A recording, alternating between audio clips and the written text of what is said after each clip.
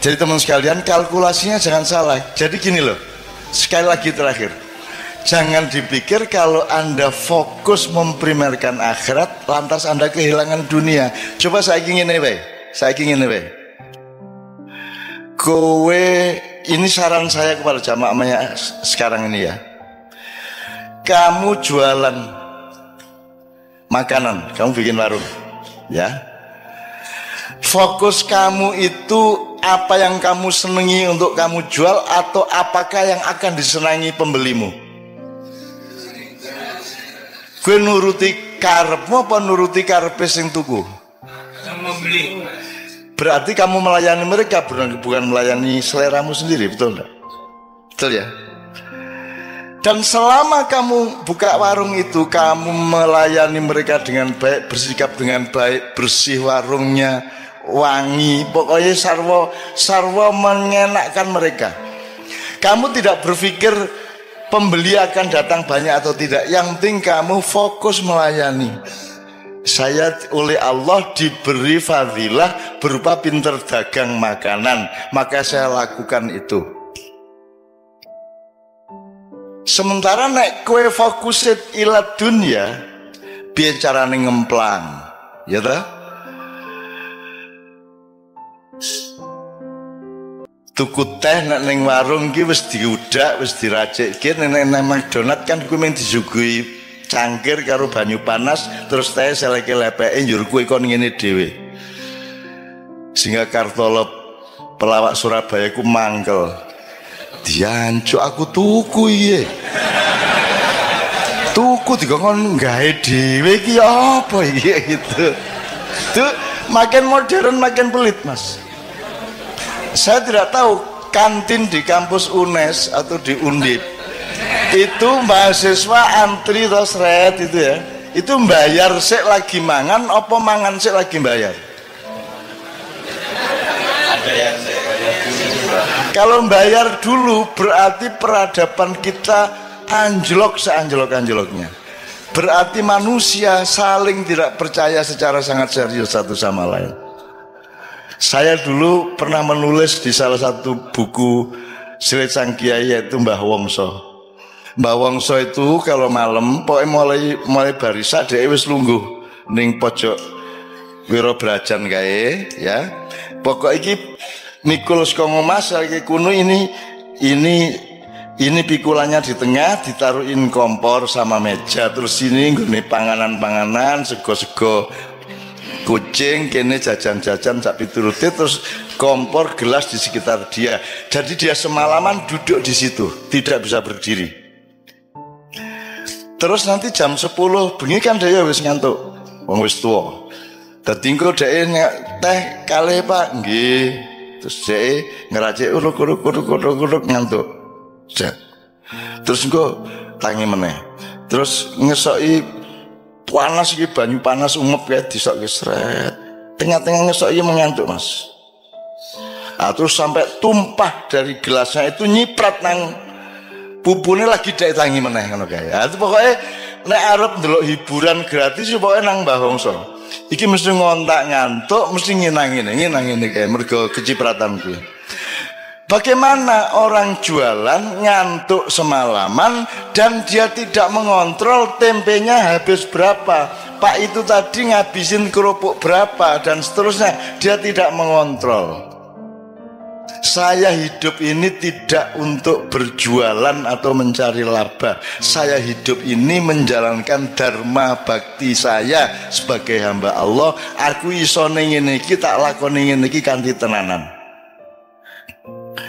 Perkara kamu bilang makan tempe telu kok ngaku siji, kowe kerupuk 14 ngaku ming 4.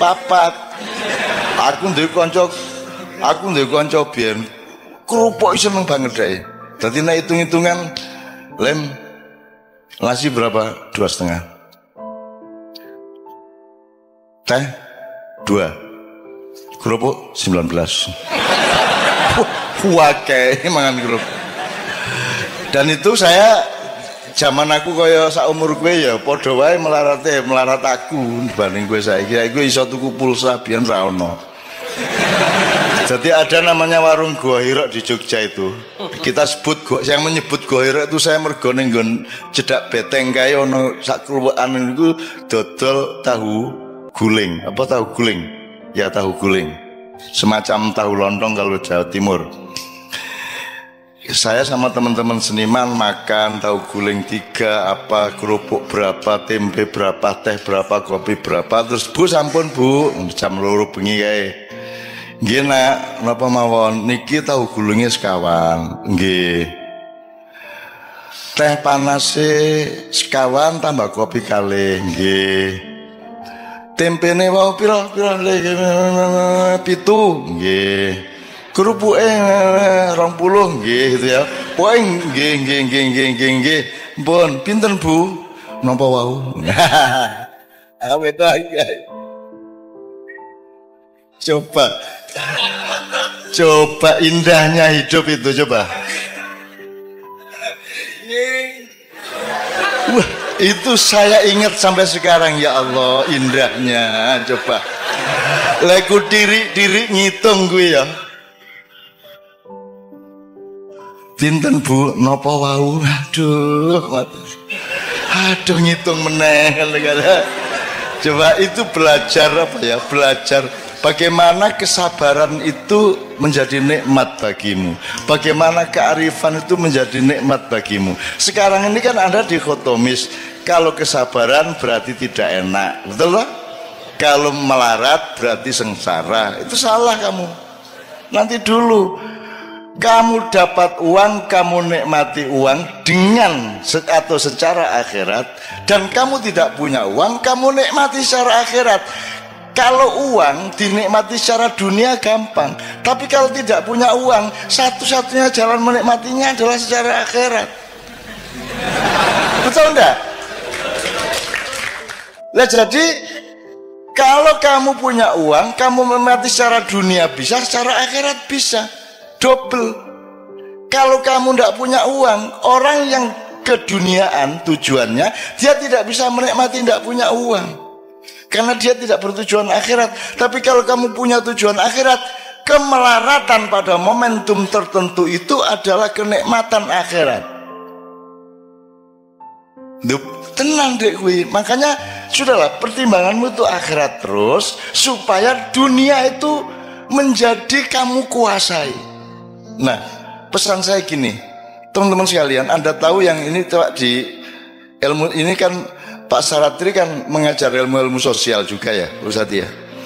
Kan ada istilah first world country, second world country, dan third world country. Ada di sejak tahun 70-an dunia dibagi 3. 1 negara dunia 1, kelas 1. Nomor 2 negara dunia kedua, terus negara dunia ketiga. Yang 1 itu Amerika, Eropa. Yang kedua itu dulu itu masih Jepang, Cina dan seterusnya. Kita ini negara dunia ketiga paling asor, paling isor dewi. Kita ini dengan bangga, dosen-dosen di Undip dengan bangga kita sebagai warga dari negara dunia ketiga, lo malah bangga. Ya, saya ingin katakan sama Anda semua, 10 tahun ke atas, 10 tahun sejak sekarang dan kemudian, Amerika akan menjadi negara dunia kedua. Eropa akan menjadi negara dunia kedua. Jadi dia akan turun kelas. Afrika, Amerika Latin akan tetap menjadi negara dunia ketiga. Tapi Pasifik, negara-negara Asia Pasifik dari Indonesia sampai Cina di utara, ada Thailand, ada Myanmar, ada Kamboja, ada Vietnam, ada semuanya, akan menjadi negara dunia pertama. Dia akan menjadi first world country. Pusat perekonomian dunia akan ada di wilayah Asia Pasifik. Indonesia akan menjadi bagian dari supremasi ekonomi dunia dalam waktu tidak lama lagi. Neng dudu wekmu.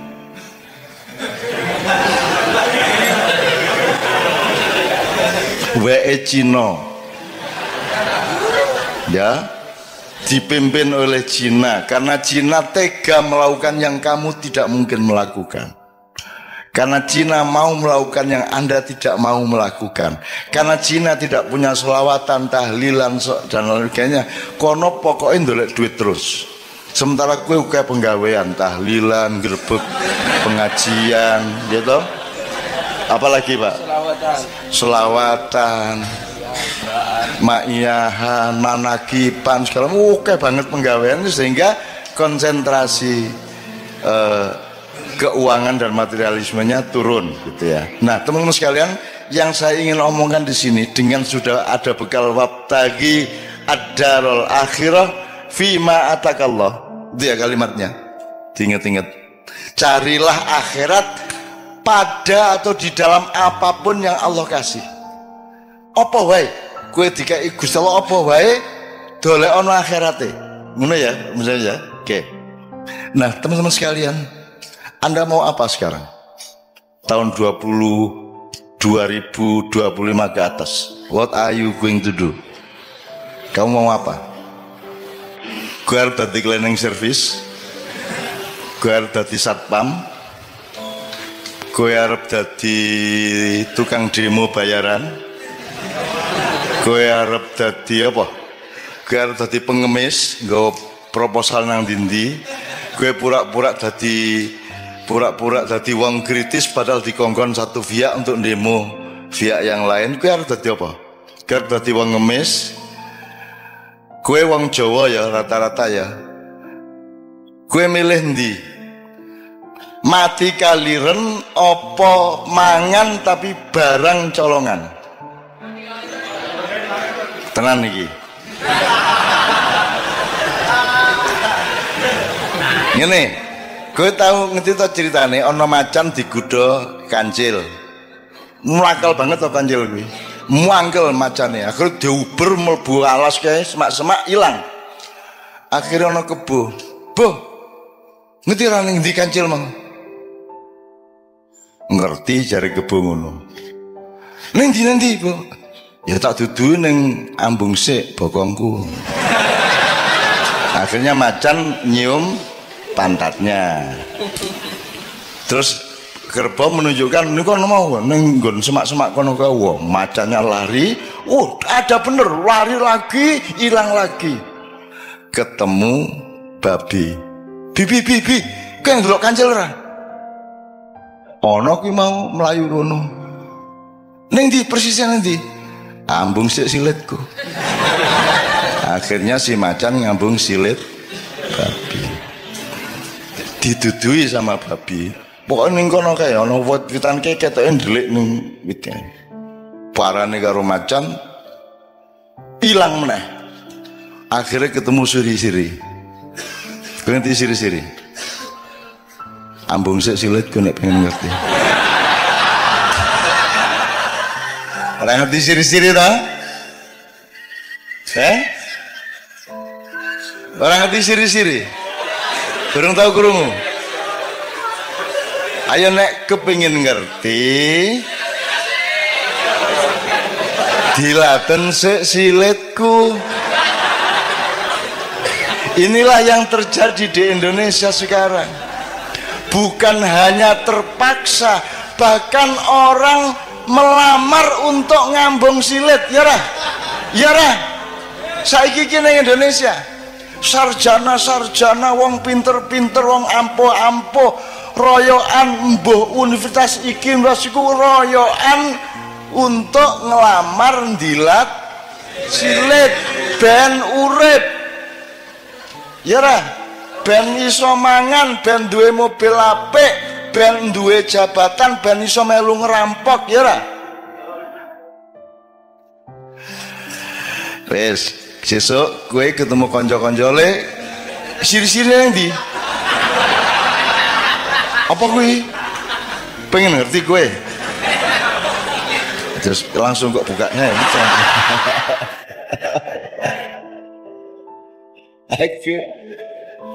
Aku nduwe kayak banget ngono-ngono kuwi.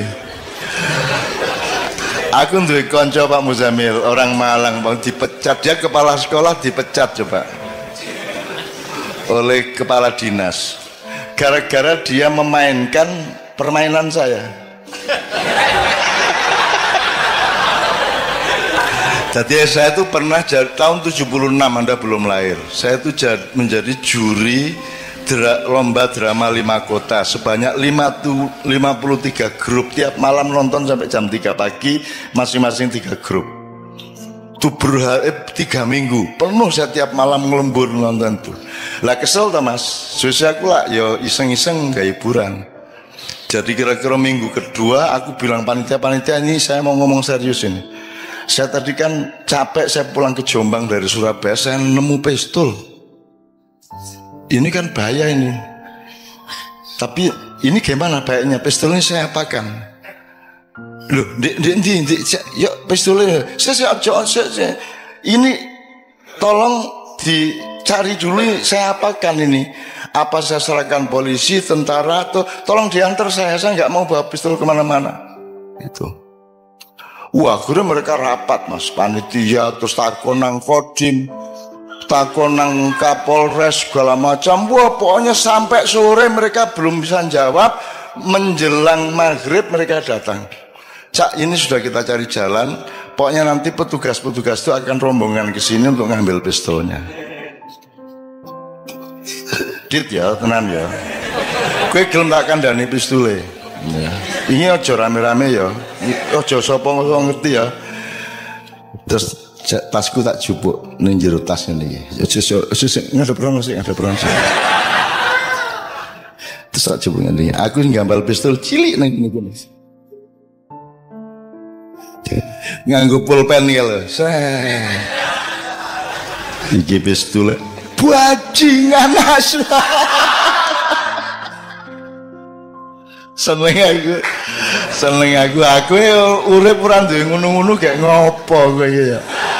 Karena ada ngapusi uang karena. Oke, jadi fatwa saya terakhir, kalau ini boleh disebut fatwa ya, anjuran untuk anak-anakku ya. Anda akan menghadapi dunia yang sangat serius di mana Indonesia akan ikut moncer. Pertanian akan maju tapi bukan milik petani. Petaninya tidak ada yang petani tapi buruh tani. Pemiliknya adalah konglomerat. Semua gedung yang tinggi hanya 1-5% yang bukan milik asing. Semua mesin materialisme, mesin kapitalisme semua milik mereka. Sekarang teman-teman sekalian, Anda mau apa? Mau bunuh mereka? Mau berontak? Kalau sekarang saya mengajak Anda memberontak, harap tahu 2 hal. Satu, kalau kita sekarang melakukan perombakan besar-besaran ke Indonesia seperti 1998, ya, sekarang yang terjadi adalah perang horizontal. Rakyat akan bentur sendiri antara kelompok A dan kelompok B di kalangan umat Islam sendiri, betul enggak? Nah, jadi tidak mungkin saya lakukan itu. Nomor 2, andaikan saya melakukan perombakan atas Indonesia, aku orang ngejak kowe wis angel-angel maknyahan tetap melarat ke ngene, mosok tajak revolusi. Nek jen aku arep ngono kuwi, aku nek di perintah karo Allah tak tandangane dhewe. 98 aku tandang dhewe. Aku ngunggahke Gus Dur dhewe. Dengan memastikan kemenangan Gus Dur karena dipilih oleh P3 dan Golkar, dan saya yang menempuh langsung ke Akbar Tanjung maupun ke Hamzahas pada waktu itu, dan seterusnya. Bahkan saya juga evakuasi Gus Dur begitu dipecat oleh Pak Amin Rais, Pak Amin Rois. Gus Dur nyebutnya Rois, dan seterusnya lah. Artinya saya tidak melihat bahwa saya perlu membawa Anda untuk perjuangan dunia. Ngapa Indonesia tidak diurus nganggo wong akeh kaya ngono? Ngapa cukup aku nang Jakarta, tak suntik gulune, tak untir set wis tadi. Kalau Allah mengizinkan, syukur Allah memerintahkan. Tapi kalau tidak, saya tidak akan lakukan apapun. Yang saya lakukan adalah menyampaikan cahaya Allah kepada anak-anakku yang semakin hari semakin banyak, yang umurnya antara 20 tahun sampai paling banyak, paling tinggi 40 tahun, yang akan menjadi pemimpin mulai 2024 ke atas. Kowe engko dadi pemimpin kabeh. Ning pesenku, Anda berdaulat kepada diri Anda sendiri dulu. Karena usah ngurusin kedaulatan di luar dirimu. Wong kamu sendiri belum berdaulat. Berdaulat artinya apa? Kamu berdaulat terhadap imanmu. Kowe kudu ngerti ngopo kok beriman. Kalau kamu beriman berarti ya, kamu harus bisa menjalankan kehidupan yang membuatmu aman di hadapan Allah. Gitu loh sih. Karena produknya iman adalah aman. Jadi iman diterjemahkan secara akal pikiran, secara ilmu, secara kebudayaan, secara ekonomi, secara profesional. Diterjemahkan imannya dengan membuat sesuatu yang membuatmu aman di depan Allah. Itu beriman. Jangan berdaulat terhadap iman Anda, berdaulat terhadap ilmu Anda, berdaulat terhadap perilaku budaya Anda, berdaulat terhadap keluarga Anda. Kalau Anda sendiri belum berdaulat atas pikiranmu sendiri, gue isi taklid, isi jare kae, gue orang duwe kedaulatan nang awakmu dhewe, kamu belum bisa menjadi pemimpin bahkan terhadap dirimu sendiri. Maka sekarang anak-anakku sekalian, kamu cari dirimu itu siapa? Tuhan tuh nyuruh kamu jadi apa? Caranya gimana? Lah kamu senengnya apa? Lah kamu bakatmu apa? Gitu loh. Kalau Anda mengandalkan sekolah dan kurikulum, mereka tuh tidak peduli sama bakatmu. Kurikulum itu podo, kabeh diperlakukan sebagai kambing, padahal ono kijang, ono sapi, ono ayo kambing ki wedhus. Padahal ada kambing, ada wedhus, ono kowe ya.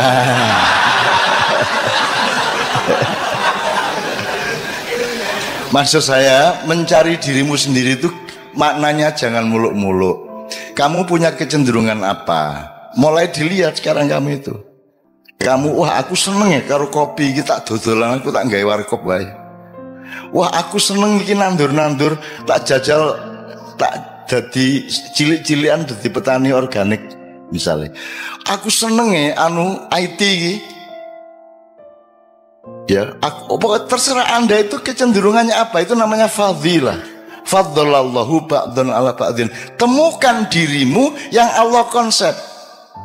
Kalau di sekolahan kan, sekolah tidak peduli sama Allah dulu kasih apa kepadamu. Kan begitu. Maka kamu sendiri yang harus cari siapa dirimu, kecenderunganmu apa, bakatmu apa, dan carilah bahagia. Karena bahagia itu hanya dengan Allah. Jadi kamu mosok kon dosen tapi ngersulo. Aja ngersulo. Kamu temukan nikmatnya akhirat di dalam pekerjaanmu sebagai dosen. Kan begitu. Kamu jangan ngersulo. Kowe ngojek ning karo grundel benasu ngojek aku. Aduh.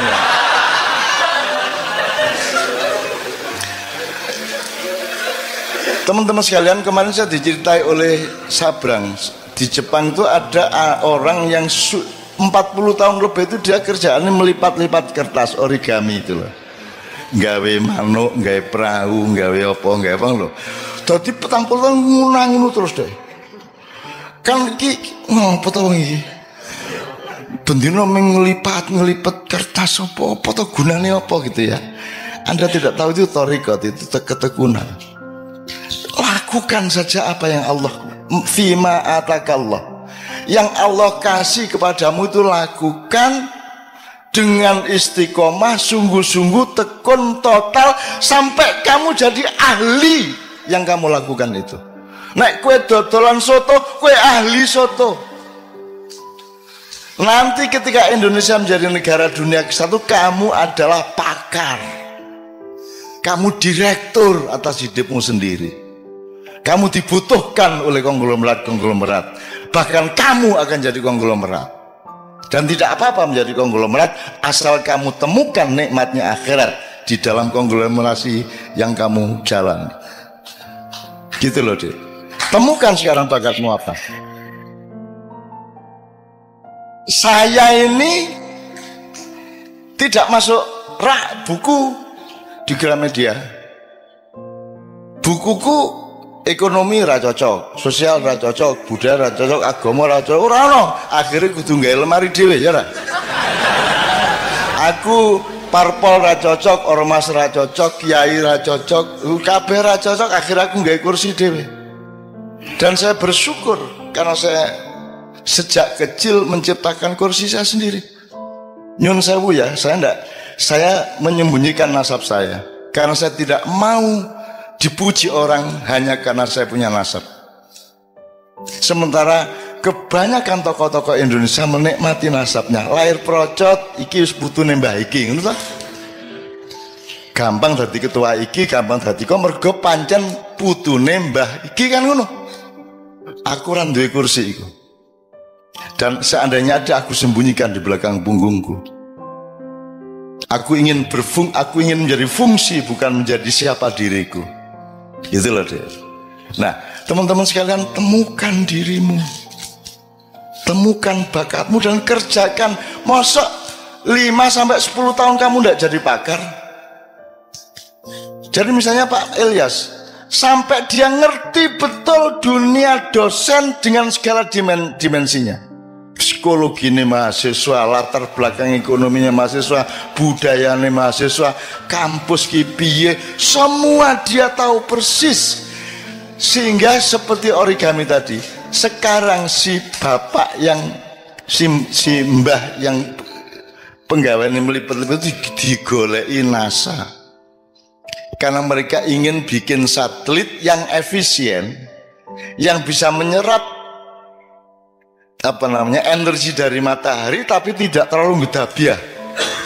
Jadi harus ada lipatan-lipatan tertentu yang efisien, yang logamnya tidak terlalu berat sehingga lebih awet di angkasa.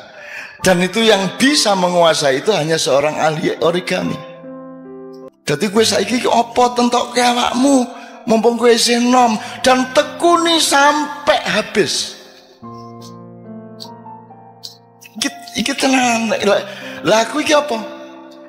Saya tidak menekuni bidang apa-apa karena saya bukan bidang. Saya bukan kamar. Saya bukan perabot. Aku ini ruang. Aku ini menampung semua perabot. Aku terdiri dari kamar-kamar yang bermacam-macam. Kamu jangan memasukkan aku ke dalam kamar, karena kamar itu sempit bagiku dan tidak cukup, akan pecah itu kamar untukku. Ngono rek nek arep penyair ya. Ya. Maka saya tidak membutuhkan dunia ini. Karena aku disuruh menolong kalau ada yang darurat di dunia ini. Masa saya butuh dunia? Saya butuhnya Allah. Bahwa Allah kemudian menyayangi saya dengan mencuelkan dunia untuk saya, itu Allah kasih, bukan karena saya mencarinya. Dari soal istri sampai soal harta sampai soal ma'iyah, saya tidak pernah minta dan saya tidak pernah merebut dan saya tidak pernah bercita-cita. Ora tau kok, wah tak rabi karo artis ya. Ora tahu aku. Pokoknya dilalah acara bareng karo Kiai Kanjeng ning Senayan, buka bareng tak lamar ngono wae. Atine pengen ngelamar tak lamar. Nesu to. Ora tau ketemu lagi pisan ngelamar nesu. Nah, menurut gayanya nasib dari Allah, nek cah wedok nesu ning tingkat kene berarti arep dadi. Jadi nek ana cah wedok benci nang kowe, berarti nanti kalau dia mencintaimu dia akan luar biasa cintanya. Semakin dia benci kepadamu, semakin tinggi energi cintanya untukmu. Oh no. Kecuali yang tidak.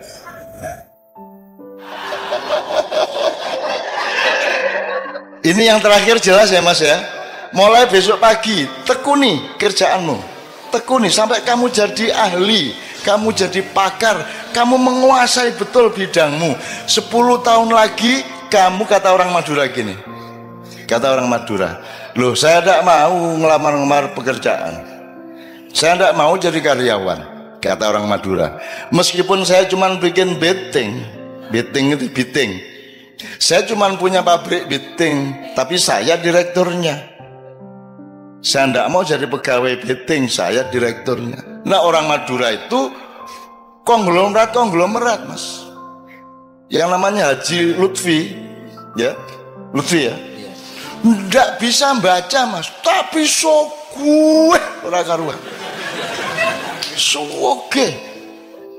Wis ora iso maca Mas. Itu karena dia tekun bener.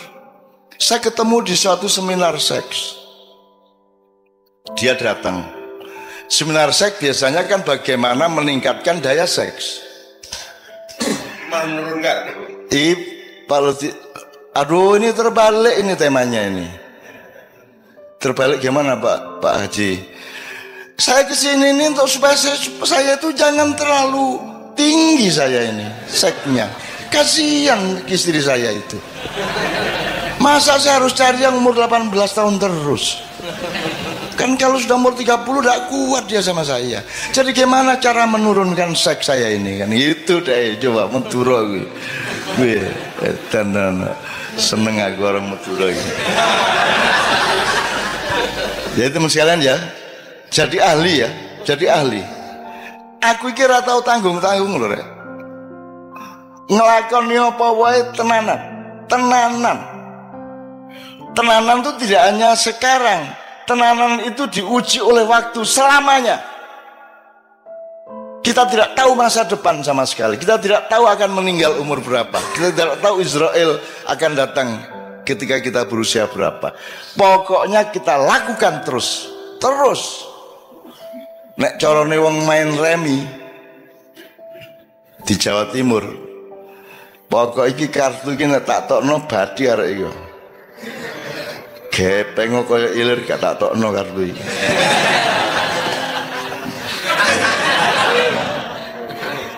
Nek saiki lak gampang kompromi to, Mas. Gampang kompromi. Kemarin PDIP, terus mencalonkan diri PKB, terus mari ngono ganti meneh Nasdem, kan gitu. Pokoknya apa yang dia badi. Karena dia tidak punya dirinya sendiri, dia tidak punya keistimewaan, dia tidak punya fadilah yang dikasih Allah kepada dia. Nah, temukan fadilah dari Allah kepada masing-masing, maka kamu sudah dijamin oleh Allah bahwa akan aku lebihkan kebunmu asal engkau mencari aku dalam hidupmu. Ini ya, tepuk tangan untuk Allah Subhanahu wa taala. Sudah pernah ada kiai mengatakan tepuk tangan untuk Allah? Belum pernah ya. Kira-kira menurut fikih bagaimana? Allah tidak akan terpengaruh oleh tepuk tangan. Tepuk tangan tidak menentukan baik atau buruk. Yang menentukan adalah niatmu apa. Anda bersyukur, ya toh? Tepuk tangan untuk bersyukur toh, seneng toh, ya top gitu kan. Loh, Mas, orang itu sering karena berpikirnya materialis dan keduniaan, yang dilihat itu barangnya, ucapannya, bukan muatannya. Gitu loh, Mas. Orang tuh saking, wah, jos, Allah ki jos tenan, isa bangun itu Mas. Wah, top tenan Allah, kan gitu. Boleh ndak itu? Kalau menurut tadi itu protokoler ndak boleh. Allahu Akbar, Allahu Akbar. Lihat nih orang lega to nek kowe wong Semarang. Allah iki jos ndak.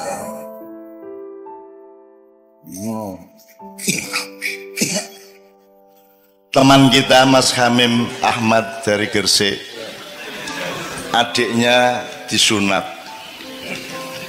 Sunat iki lak macam-macam reaksine cah cilik. Ana sing aduh, ngono kan. Iki adikne Hamim. Hamime ya kurang ajar kaya ngono kae.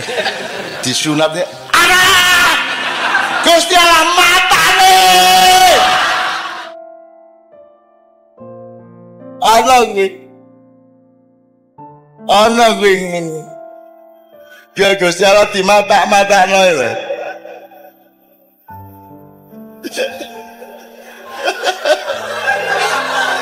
Menurut Anda Allah marah enggak? Marah enggak? Lah anak cilik kok. Anak kecil kok.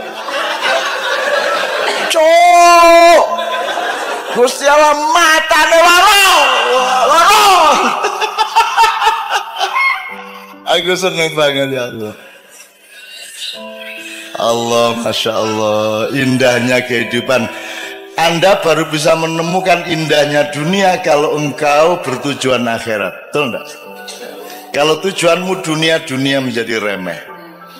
Tidak bisa kamu nikmati. Kalau engkau menemukan betapa indahnya ciptaan Allah ini, dunia menjadi indah dan tidak tergantung jumlahnya. Kamu punya uang 50.000 indah, punya uang 1 juta indah, punya uang 10.000 indah. Kalau kamu melihat Allah